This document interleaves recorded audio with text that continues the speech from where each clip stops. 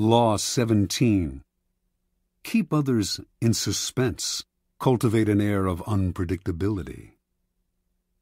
Judgment. Humans are creatures of habit, with an insatiable need to see familiarity in other people's actions. Your predictability gives them a sense of control. Turn the tables. Be deliberately unpredictable. Behavior that seems to have no consistency or purpose will keep them off balance, and they will wear themselves out trying to explain your moves. Taken to an extreme, this strategy can intimidate and terrorize. Observance of the law. In May of 1972, chess champion Boris Spassky anxiously awaited his rival Bobby Fischer in Reykjavik, Iceland. The two men had been scheduled to meet for the World Championship of Chess, but Fischer had not arrived on time, and the match was on hold. Fischer had problems with the size of the prize money, problems with the way the money was to be distributed, problems with the logistics of holding the match in Iceland. He might back out at any moment.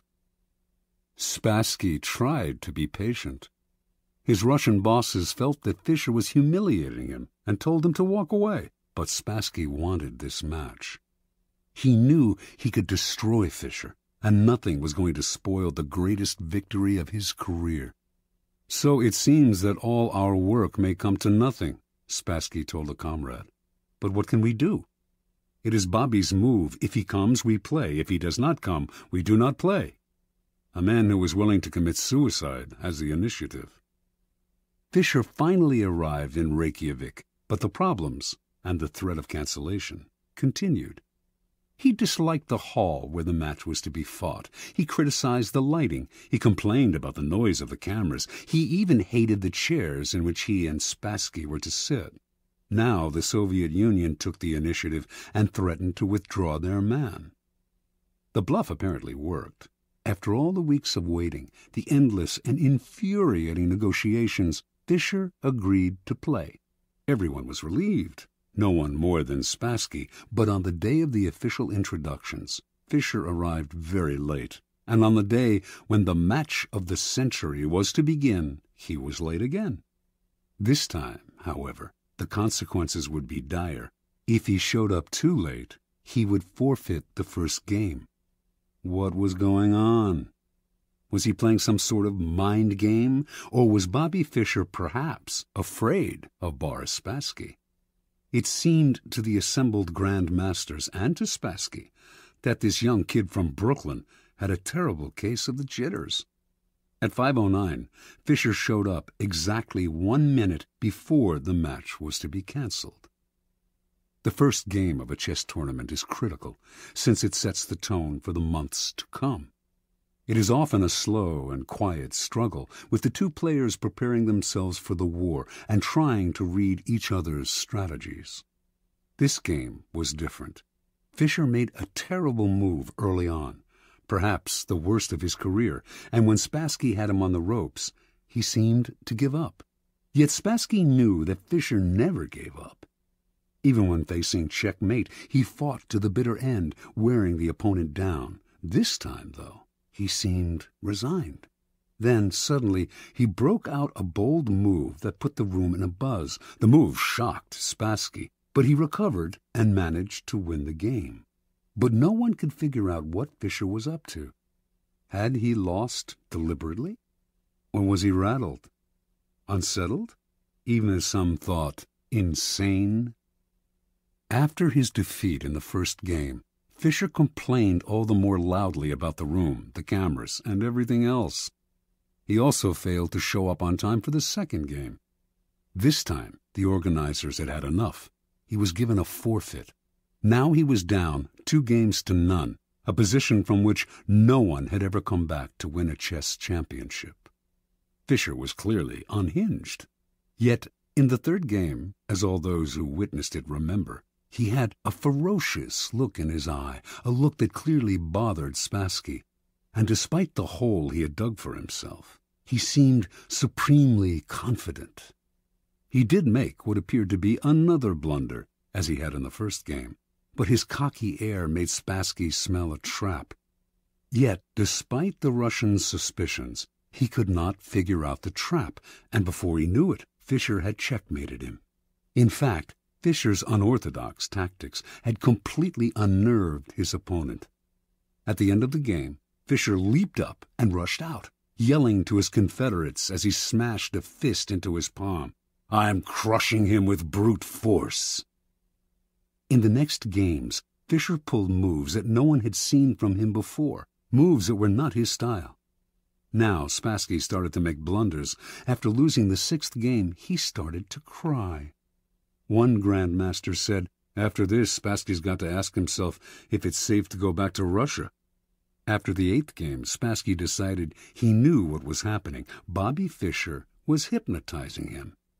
He decided not to look Fischer in the eye. He lost anyway. After the 14th game, he called a staff conference and announced, "An attempt is being made to control my mind." He wondered whether the orange juice they drank at the chess table could have been drugged. Maybe chemicals were being blown into the air. Finally, Spassky went public, accusing the Fischer team of putting something in the chairs that was altering Spassky's mind.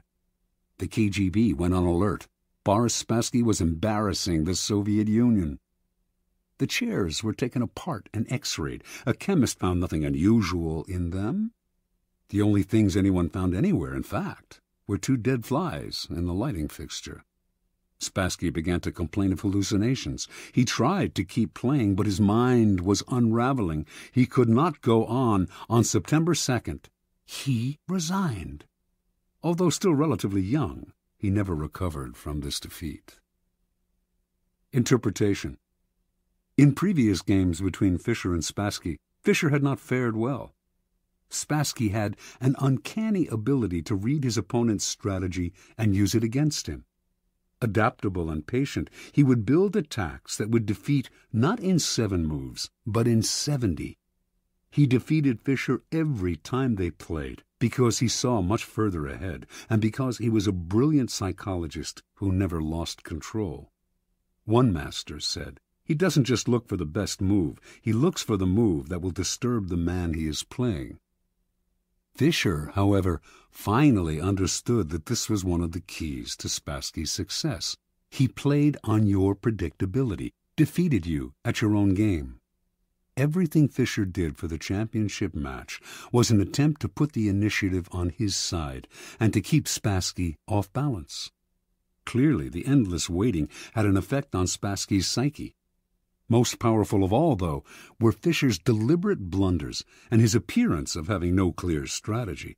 In fact, he was doing everything he could to scramble his old patterns, even if it meant losing the first match and forfeiting the second.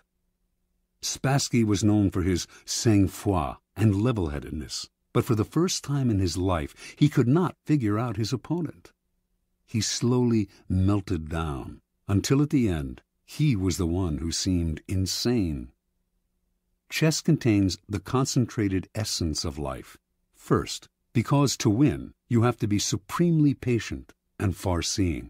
And second, because the game is built on patterns, whole sequences of moves that have been played before and will be played again with slight alterations in any one match. Your opponent analyzes the patterns you are playing and uses them to try to foresee your moves. Allowing him nothing predictable to base his strategy on gives you a big advantage. In chess, as in life, when people cannot figure out what you are doing, they are kept in a state of terror, waiting, uncertain, confused. Keys to power. Nothing is more terrifying than the sudden and unpredictable. That is why we are so frightened by earthquakes and tornadoes. We do not know when they will strike. After one has occurred, we wait in terror for the next one. To a lesser degree, this is the effect that unpredictable human behavior has on us. Animals behave in set patterns, which is why we are able to hunt and kill them.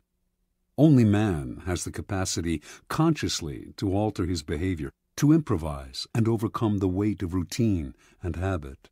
Yet most men do not realize this power. They prefer the comforts of routine, of giving in to the animal nature that has them repeating the same compulsive actions time and time again. They do this because it requires no effort, and because they mistakenly believe that if they do not unsettle others, they will be left alone. Understand, a person of power instills a kind of fear by deliberately unsettling those around him to keep the initiative on his side. You sometimes need to strike without warning to make others tremble when they least expect it. It is a device that the powerful have used for centuries. Unpredictability is most often the tactic of the master, but the underdog, too, can use it to great effect. If you find yourself outnumbered or cornered, throw in a series of unpredictable moves.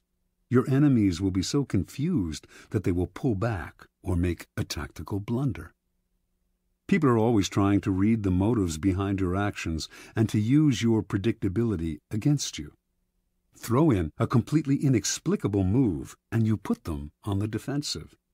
Because they do not understand you, they are unnerved, and in such a state you can easily intimidate them. Unpredictability is not only a weapon of terror. Scrambling your patterns on a day-to-day basis will cause a stir around you and stimulate interest. People will talk about you, ascribe motives and explanations that have nothing to do with the truth, but that keep you constantly in their minds. In the end, the more capricious you appear, the more respect you will garner. Only the terminally subordinate act in a predictable manner.